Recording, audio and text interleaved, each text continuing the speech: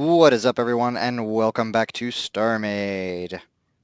Today, I'm bringing you an exciting little episode because we just got the cargo update, and I'm super excited.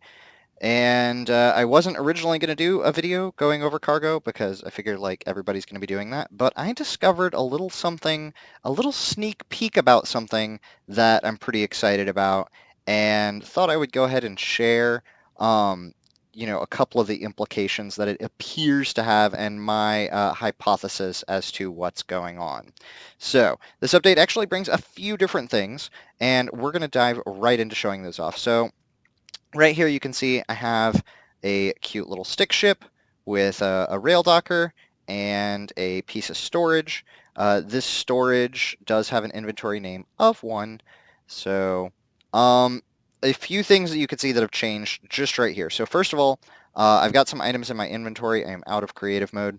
Some various, advanced armor to find some stuff that's heavy, some hull, and, all these various different things. So the first thing that we see is that my capacity this is of my player, is 705 out of 2K, and that is the same as, as if you're in astronaut mode. There we go. So we have a 705 out of 2K volume. Also, when you hover over each of your items, you can see what the various amounts of volume that they're taking up. So this is in relation to their mass, and you can see mass is 0.10 of that rail docker item right there. So it'd take 10 of them to have a mass of 1. And so the first bit is the storage block. Additionally, I'll go over here into build mode, and I'll actually jump into creative real quick. Blunk. All right, and we also have the cargo space block. So the cargo space block can be added just like a weapon module to a piece of storage, and it'll expand its storage out. So a standard, let me see, standard storage has a capacity of 100. So actually, your player has the storage capacity of, 20 standard storage blocks. And then each cargo space block that you add to it, so we go from 0 to 200, 0 to 300, so it looks like each one adds 100 cargo space right now. Yeah. So that's kind of how that works. Super easy peasy stuff. The next thing that you could do, I'll go ahead and show it while I'm here, is you can slave a rail docker, or sorry, you can slave a storage block to a rail docker. This comes in handy because you can now pull cargo off of docked entities. I'm not sure what this means for, faction versus non-faction stuff. Actually, I would say it probably means non-faction stuff can be pulled because this ship is not factioned.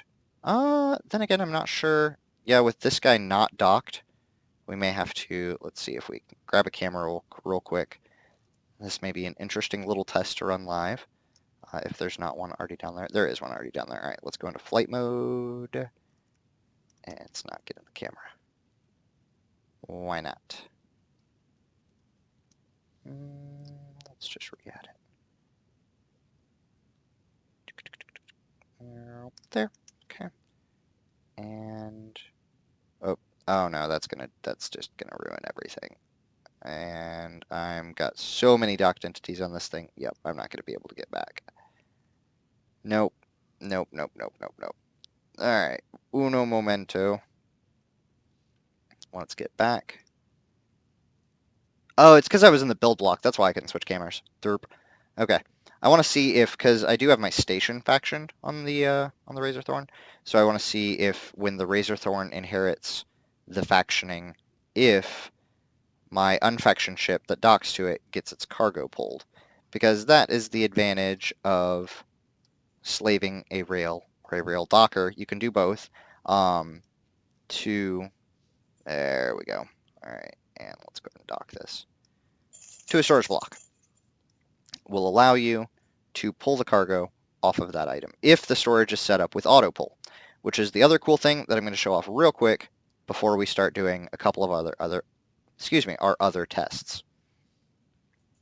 Okay, so this storage block has some cargo units slaved to it. You can see it has 700. And when you go into change items to auto pull, let's clear this out real quick. Now, it could have changed a couple of updates ago because I have not messed around with cargo update or with any kind of storage for the last couple of updates. So pardon me if this is not new, but it is something that, I was really excited about. So if it didn't come out with the cargo update, then, everybody already knows about it. If it did come out with the cargo update, then you guys can be just as excited as I am. You can add a drop-down category. So if you want to add all hulls in the amount of 100, whoops, there you go. All your standard crystal, all of the hulls, all get stuffed in here and in the amount that you need. So now it is incredibly way easier to add different types of things, and you can actually add them by the shop categories. So here we have general. Of course, it would be nice if this was the same kind of expanded menu that the shops use, but here we have docking, light, logic, doors, decoration, basically in the same way as the shops are laid out, like I said. And you can add it all ship items, or you can filter specifically by ships. For right now, I'm going to add all, and we're going to do 100. Okay, and there we go. I'll let us pop out of here. Maybe. Oh, I am popped out. Okay. Sorry, so excited. Doing too much at once. All right. The first thing I'm going to show off is that in your ship, see how I'm super fast? That's because currently all my inventory is on me. I'll pop back out of creative mode just to show that. Now, if we go to open the cargo, which is not set as a personal cargo, I guess I could show that off too. You can access this cargo block here and use as personal cargo. That means this is accessible, I think, anywhere within the same sector. I accessed it fairly far away from the shop and was able to buy and sell directly to my cargo block. And we can start adding some items to it here. Now you'll notice there, inventory capacity too small because it has a volume of 100. Now thruster blocks are 0.1, so boom, we can throw in 100. Now you can currently go over capacity, but as in the update states that you may drop blocks, and in the future you won't be able to go over capacity. So with it at full capacity here, and that's not a lot of mass, so that may not change. Oh yeah, it does. So now I'm holding on full speed here, and you can see there's a huge change in speed on this device. Now, of course, this is just 3 thruster modules and a single power core. But now in the bottom left-hand side, we can see that our mass of the ship is 0.7 because there's 7 blocks, but our cargo adds 100 mass, and that is equal to the 1,000 thruster blocks, showing as 100 mass. So that means that ships are going to be, vary by weight depending on how much cargo they have. Cargo ships are going to be easier targets when they're full and more difficult when they are empty. And since you can dock and transfer cargo between docked entities, this means that you can jettison your cargo. So big wit there. Now, let's see. The last, one of the last little bits here that we can show off before we can show the super awesome thing that I found, and what I think its implications are, is that rails now dock just by moving into range. You can see again in the upper right, currently it is set to a time limit before you can dock again. And when we hop out of here, we can already see that our cargo stores are getting pulled off as items are getting dumped in. Now, let's go ahead and fill this guy up here, boom, with a whole bunch more cargo. So there we go, 516 out of 700. Those advanced armor blocks with their incredibly high mass. And you can see here that all the different textures in the various levels of slabs are used to show the different cargo boxes. And I think there's about 4 or 5 different cargo boxes that I've seen so far.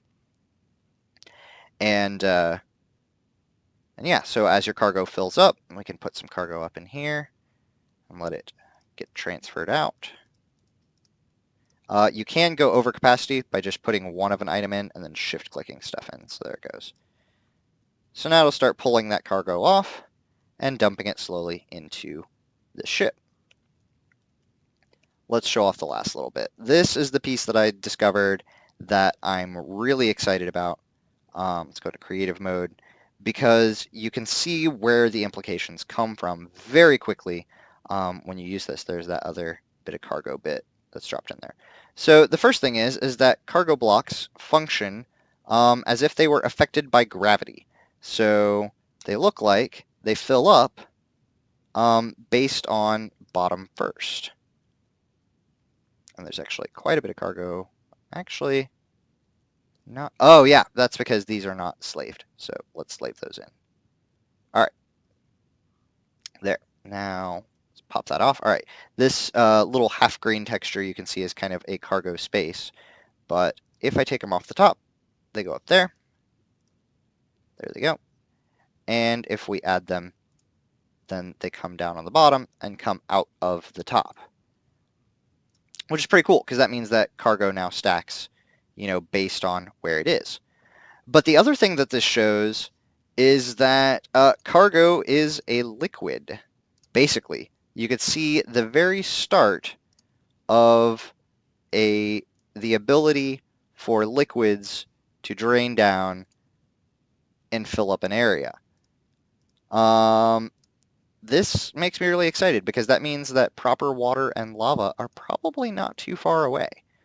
We can fill up this bottom here and just watch it kind of dink down. So yeah, cargo is a liquid. Proof. There are a few other minor changes in the last update, which I'm not going to go over too in depth because, again, this video was more about me being excited that cargoes are liquid, and maybe our cargo is really just cats because, everybody knows cats are a liquid. Huh, that's kind of neat.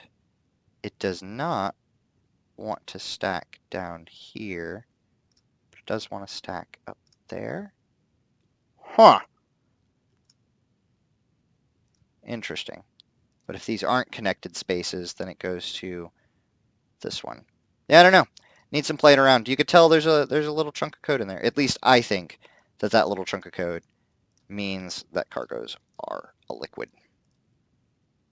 And if it has no cargo space, we are way over capacity.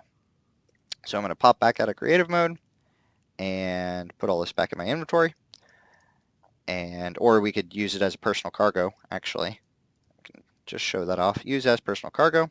Let's put all of our thrusters in there instead of the gray hull. Okay. And when I open my inventory and go to the cargo tab, and there's my thrusters and my power blocks, which are actually in that cargo over there, and yet I can still access it and use them as if they were in my inventory. Great stuff. Really good news for builders on top of the filtering, and this is going to make survival mode a lot more fun and a lot easier to manage big inventories and,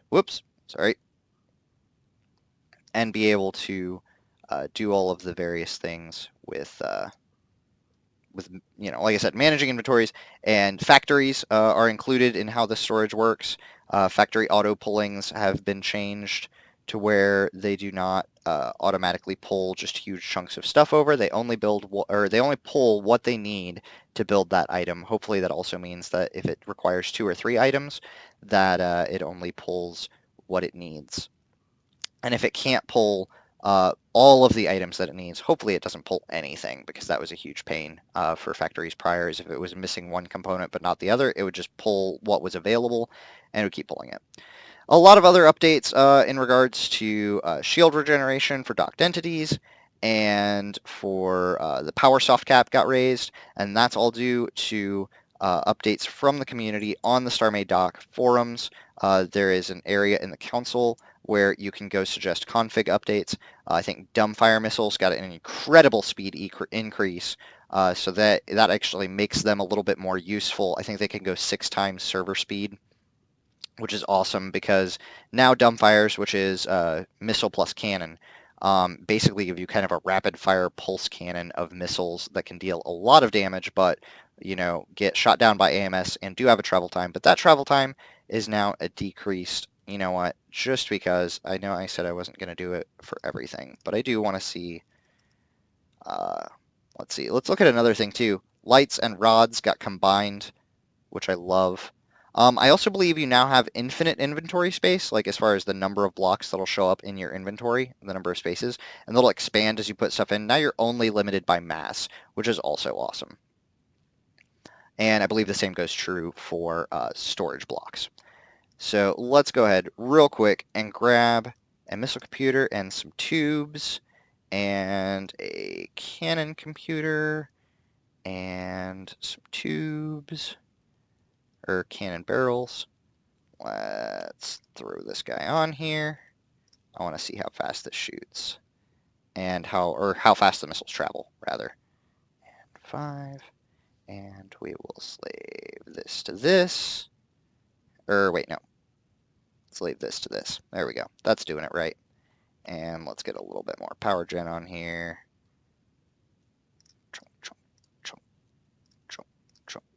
There we go. That should be enough. More than enough. Alright, Mr. Computer. And pew. Way faster. Oh, that is awesome. So now dumbfire missiles can be used pretty effectively, and a little bit harder for AMS turrets to shoot down, as well as being able to get that damage where you want it. This is the dumbfire missile that I was wanting. This makes them just, I love it. It's going to be really cool to have some more heavy spread fire cannons that, more like a ballistics cannon that shoots like a big shot. I may even have to, now, as much as I want to make that guy cannon missile, or missile cannon, just because it looks awesome, I'm not sure that I'm going to. Range is 3,200, which isn't bad. Yeah, I don't know. I'll play around with it and figure out what else I'm going to do. And I'm not going to go over any of the updates that I've been working on for the Razorthorn because there actually hasn't been that much since last night. So for now, that is going to be it. And this is Quantum Anomaly signing off. Everybody have fun with the cargo update, and let's see some awesome designs come out. Post them up on the Starmade doc. And for everybody else out there, keep building.